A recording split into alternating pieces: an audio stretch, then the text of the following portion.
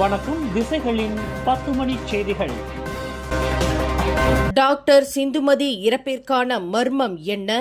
மரண விசாரணைக்கு பரிந்துரை.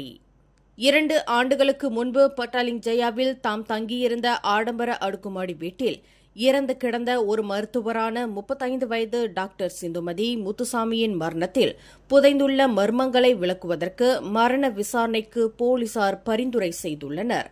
டாக்டர் சிந்துமதியின் மரணத்திற்கான காரணத்தை கண்டறிவதற்கு மரண விசாரணை நடத்துவதற்கு போலீசார் பரிந்துரை செய்துள்ளதாக அந்த பெண் மருத்துவரின் குடும்பத்தின் வழக்கறிஞர் நிறுவனமான அப்துல் ஹலீம் உஷஹா அண்ட் அசோசியேட்ஸ் தெரிவித்துள்ளது. ஆகஸ்ட் 26ஆம் தேதியிடப்பட்ட கடிதத்தில் இவ்வழக்கு கடந்த மே 27ஆம் தேதி ஷாலாமில் உள்ள மரண விசாரணை நீதிமன்றத்துக்கு அனுப்பப்பட்டு விட்டதாக பட்டாலிங் ஜெயா மாவட்ட போலீஸ் தலைவர் ஷாருல் நிசாம் ஜஃபார் கடந்த செப்டம்பர் 19ஆம் தேதி தங்களிடம் தெரியப்படுத்தியிருப்பதாக வழக்கறிஞர் மஹஜோத் சிங் தெரிவித்தார். டாக்டர் சிந்துமதி கடந்த 2023ஆம் ஆண்டு அக்டோபர் 8ஆம் தேதி தாம் தங்கியிருந்த வீட்டில் மர்மமான முறையில் இறந்து கிடந்தார்.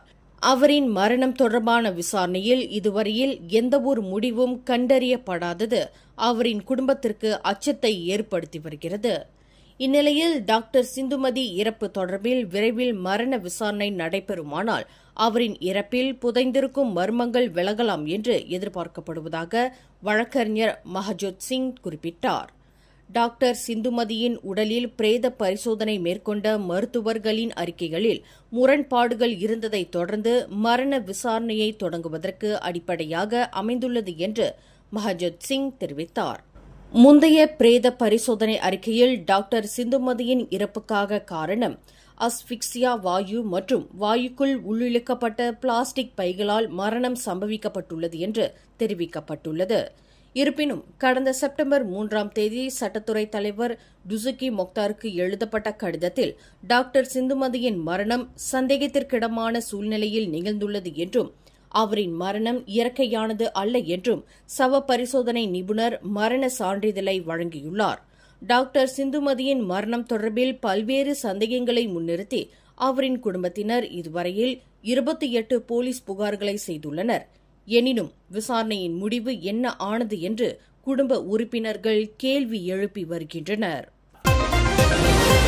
மலாக்காவில் உள்ள மலேசிய மணிப்பால் மருத்துவ பல்கலைக்கழக கல்லூரியின் துணைவேந்தர், மாணவர் நலன் பிரிவு தலைவர் மற்றும் மாணவர் நல்லுரையாளர் ஆகிய 3 இன்று மலாக்கா செஷன்ஸ் நீதிமன்றத்தில் குற்றஞ்சாட்டப்பட்டனர்.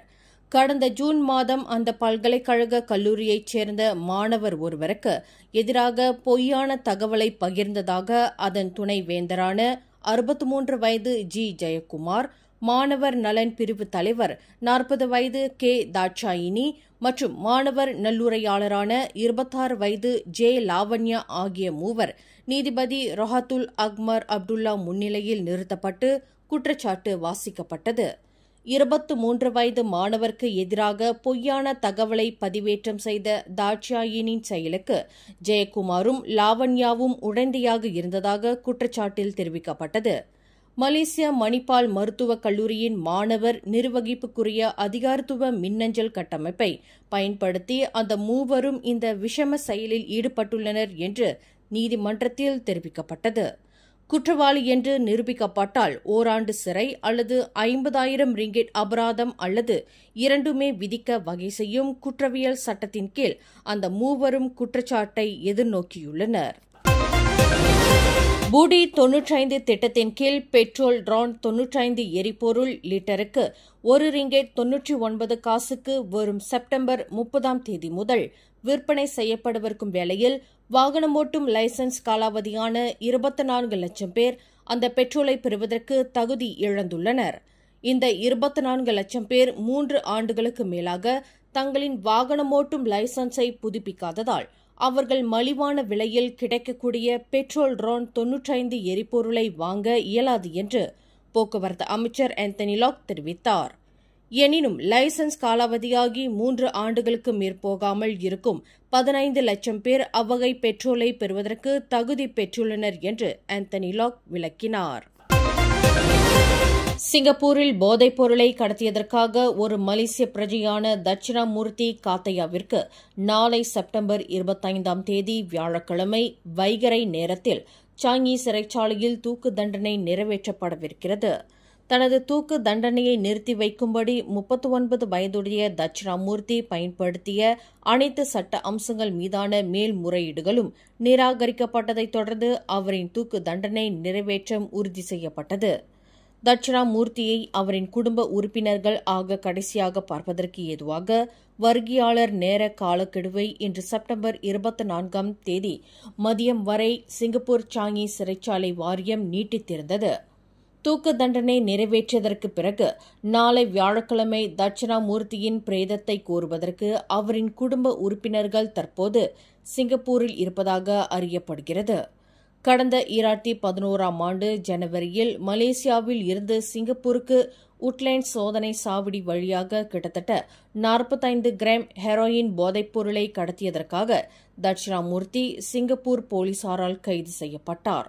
அவருக்கு எதிரான குற்றம் நிரூபிக்கப்பட்டு 2015ஆம் ஆண்டில் சிங்கப்பூர் நீதிமன்றம் தூக்கு தண்டனை விதிக்க தீர்ப்பளித்தது. ஜோஹர் முவார் ஃபேரி முனையம், பசிர்கூடாங் ஃபேரி முனையம் மற்றும் மலக்கா ஃபேரி முனையம் ஆகியவற்றின் சோதனை சாவடி மையங்களில் பணியாற்றும் 7 அமலாக்க அதிகாரிகள் உட்பட 12 பேரை மலேசிய ஊழல் தடுப்பு ஆணையமான SPRM கைது செய்துள்ளது. செட்டிங் முகப்பிடங்களை அமைத்து ஃபேரி மூலம் வந்திறங்கும் இந்தோனேசியர்களை சட்டவிரோதமாக நாட்டிற்குள் நுழைவதற்கு லஞ்சம் பெற்று வந்ததாக கூறப்படும் 7 அதிகாரிகள் உட்பட 12 பேர் பிடிபட்டுள்ளனர். விசாரணைக்கு ஏதுவாக அந்த 12 பேரும் ஜோஹர் பாரு செஷன்ஸ் நீதிமன்றத்தில் இன்று நிறுத்தப்பட்டு தடுப்புக் காவல் அனுமதியை SPRM பெற்றுள்ளது. வயது குறைந்தவர்கள் மத்தியில் இருவரின் விருப்பத்தின் பேரில் நடக்கும் பாலியல் உறவு குற்ற செயல்களில் ஆண்களை தண்டிப்பதைப் போல இந்த உறவுக்கு உடந்தையாக இருக்கும் பெண்களையும் தண்டிப்பதற்கு முன்வைக்கப்பட்ட யோசனைக்கு கிளாந்தான் மாநில பாஸ் கட்சி தனது ஆதரவை தெரிவித்துள்ளது. இதுபோன்ற குற்ற செயல்களில் ஆண்களை மட்டும் தண்டிப்பதற்கு நடப்பு சட்டம் வகை செய்கிறது. எனினும் அந்த ஆண் அத்தகைய தவற்றை செய்வதற்கு உடந்தையாக இருக்கும் வயது குறைந்த பெண்ணையும் தண்டிப்பதற்கு ஏதுவாக நடப்பு குற்றவியல் சட்டம் திருத்தப்பட வேண்டும் என்று பாஸ் கட்சியின் கிளாந்தான் மாநில தகவல் பிரிவு தலைவர் முகமது அஸ்ரி மட்டவுட் வலியுறுத்தியுள்ளார். கிளாந்தான் மாநிலத்தில் வயது குறைந்தவர்கள் மத்தியிலான பாலியல் உறவு குற்ற செயல்களில் 90 விழுக்காடு இருவரின் இணக்கத்தின் பேரில் நடைபெறுகிறது. எனவே இதில் சம்பந்தப்பட்டுள்ள பெண்ணும் தண்டிக்கப்படுவதற்கு ஏதுவாக நடப்பு சட்டத்தில் திருத்தம் செய்வதற்கு கிளாந்தான் மாநில போலீஸ் தலைவர் முகமது யூசுப் மஹமட் முன்வைத்துள்ள பரிந்துரையை பாஸ் ஆதரிப்பதாக அவர் குறிப்பிட்டார். எரிபொருள் வாராந்திர விலை நிர்ணயிப்பில் பெட்ரோல் ரான் 95, பெட்ரோல் ரான் 97 மற்றும் தீபகற்ப மலேசியாவில் டீசல் ஆகியவற்றின் விலைகளில் எந்த மாற்றமும் இல்லை என்று அறிவிக்கப்பட்டுள்ளது. அவை லிட்டருக்கு முறையே 2 ரிங்கெட் 5 காசு, 3 ரிங்கெட் 21 காசு மற்றும் தீபகற்ப மலேசியாவில் டீசல் 2 ரிங்கெட் 93 காசு என்று விலை நிலைநிறுத்தப்பட்டுள்ளது என்று நிதி அமைச்சு ஒரு அறிக்கையில் தெரிவித்துள்ளது. தொலைபேசி ஸ்கேம் மோசடி கும்பல் தனது வங்கிக் கணக்கை பயன்படுத்துவதற்கு அனுமதித்ததற்காக பினாங்கைச் சேர்ந்த 38 வயது வர்த்தகர் ஒருவர் கைது செய்யப்பட்டார். தனிநபர் ஒருவருக்கு 6 லட்சம் ரிங்கெட் இழப்பு ஏற்படும் அளவிற்கு ஸ்கேம் கும்பலின் நடவடிக்கைக்கு தனது வங்கிக் கணக்கை தந்து உடந்தையாக இருந்ததற்காக அந்த வர்த்தகர் கைது செய்யப்பட்டதாக பினாங்கு மாநில போலீஸ் தலைவர் ACP டத்தோ அசிசி இஸ்மாயில் தெரிவித்தார். அந்த வர்த்தகர் நேற்று பிற்பகலில் செப்ராங் பிராயில் கைது செய்யப்பட்டதாக அவர் குறிப்பிட்டார். கோலாலம்பூரிலும் பூச்சோங்கிலும் உள்ள உடல்பிடி நிலையங்களில் மலேசிய குடிநுழைவுத்துறை மேற்கொண்ட சோதனை நடவடிக்கையில் 26 வெளிநாட்டு பெண்கள் உட்பட மொத்தம் 28 பேர் கைது செய்யப்பட்டனர். பொதுமக்கள் அளித்த புகாரைத் தொடர்ந்து கடந்த ஒரு வார காலமாக அப்பகுதிகளில் மேற்கொள்ளப்பட்ட உளவு நடவடிக்கைக்கு பிறகு பல்வேறு பொறுப்புகளில் உள்ள 55 அதிகாரிகள் மற்றும் அமலாக்க பணியாளர்களின் ஆள்பலத்துடன் இந்த சோதனை மேற்கொள்ளப்பட்டதாக மலேசிய குடிநுழைவுத்துறை தலைமை இயக்குநர் டத்தோ ஜக்கரியா ஷாபான் தெரிவித்தார். இந்நடவடிக்கையின் போது மொத்தம் 42 தனி நபர்களிடம் சோதனை நடத்தப்பட்டது. இதில் குடிநுழைவு விதிமுறைகளை மீறிய பல்வேறு குற்றங்களுக்காக 21க்கும் 35க்கும் இடைப்பட்ட வயதுடைய 28 அந்நிய நாட்டவர்கள் கைது செய்யப்பட்டதாக அவர் குறிப்பிட்டார். 2 வாரங்களுக்கு முன்பு தனது மனைவியையும் அவருடன் காணப்பட்ட கைபேசி வணிகர் ஒருவரையும் வெட்டிக் கொன்றதாக தனியார் துறை பணியாளர் ஒருவர் கெடா குருன் மஜிஸ்ட்ரேட் நீதிமன்றத்தில் இன்று குற்றஞ்சாட்டப்பட்டார்.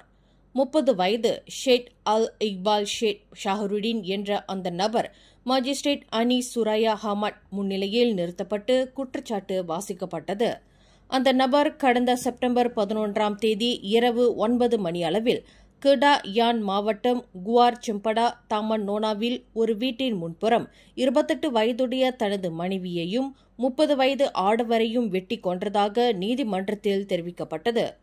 குற்றவாளி என்று நிரூபிக்கப்பட்டால் மரண தண்டனை அல்லது 40 ஆண்டு சிறை மற்றும் பிறம்படி தண்டனை விதிக்க வகை செய்யும் குற்றவியல் சட்டம் 302 பிரிவின் கீழ் அந்த நபர் குற்றச்சாட்டை எதிர்நோக்கியுள்ளார்.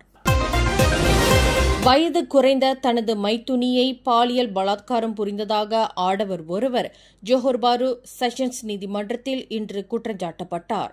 31 வயதுடைய அந்த நபர் நீதிபதி மடிஹா ஜைனுல் முன்னிலையில் நிறுத்தப்பட்டு குற்றச்சாட்டு வாசிக்கப்பட்டது. கடந்த ஜூலை மாதம் ஜோஹர் பொந்தியான் சயாங் பொனுட் கம்போங் பாரே லாபேஸில் 15 வயது பெண்ணை பாலியல் பலாத்காரம் புரிந்ததாக அந்த நபருக்கு எதிராக குற்றச்சாட்டு கொண்டுவரப்பட்டுள்ளது. குற்றவாளி என்று நிரூபிக்கப்பட்டால் கூடியபட்சம் 20 ஆண்டு சிறை மற்றும் பிறம்படி தண்டனை விதிக்க வகை செய்யும் குற்றவியல் சட்டத்தின் கீழ் அந்த நபர் குற்றச்சாட்டை எதிர்நோக்கியுள்ளார்.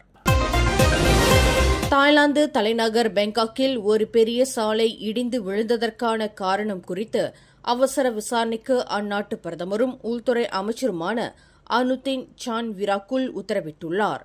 இன்று புதன்கிழமை காலையில் பாங்காக் வஜிரா மருத்துவமனைக்கு அருகில் நிர்மாணிப்பில் இருந்து வரும் புதிய MRT பர்பிள் லைன் பாதைக்கான கட்டுமான தளத்தில் இந்த நிலச்சரிவு ஏற்பட்டது. யாருக்கும் காயமோ அல்லது உயிரிழப்போ ஏற்படவில்லை என்றாலும் இந்த நிலச்சரிவு ஒரு போலீஸ் நிலையத்தை சேதப்படுத்தியது. அப்பகுதியில் வீற்றிருந்த மருத்துவமனையின் வெளி நோயாளிகள் சேவை பிரிவு தற்காலிகமாக மூடப்பட்டது. பொதுமக்களின் பாதுகாப்பு உறுதி செய்யப்பட்டுள்ளது.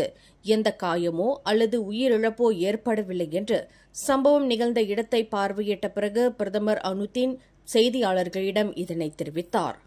வஜிரா மருத்துவமனையின் கட்டிடம் கட்டமைப்பு ரீதியாக உறுதியாக இருந்தாலும் அருகிலுள்ள 5 மாடி சம்சென் மெட்ரோபாலிட்டன் போலீஸ் நிலையம் பாதிக்கப்பட்டுள்ளதாகவும் அதன் அடித்தள குவியல்களில் 2 அல்லது 3 உடைந்துள்ளதாகவும் அவர் உறுதிப்படுத்தினார். அருகிலுள்ள வரிசை வீடுகளில் இருந்த அனைத்து காவல்துறை அதிகாரிகளும் குடியிருப்பாளர்களும் வெளியேற்றப்பட்டனர். இந்த திட்டத்திற்கு பொறுப்பான தாய்லாந்து மாஸ் ரேபிட் டிரான்சிட் வாரியம் அனைத்து சேதங்களையும் மதிப்பிடுவதற்கும் இதற்கு பொறுப்பானவர்களை அடையாளம் காட்டவும் பணிக்கப்பட்டுள்ளது. மேலும் செய்திகளை தெரிந்து கொள்ள கீழே இருக்கும் பெல் பட்டனை அழுத்துங்கள். உங்கள் மகிழ்ச்சியை வெளிப்படுத்த லைக் மற்றும் ஷேர் செய்யுங்கள். தொடர்ந்து திசைகளோடு இணைந்திருக்க சப்ஸ்கிரைப் செய்யுங்கள்.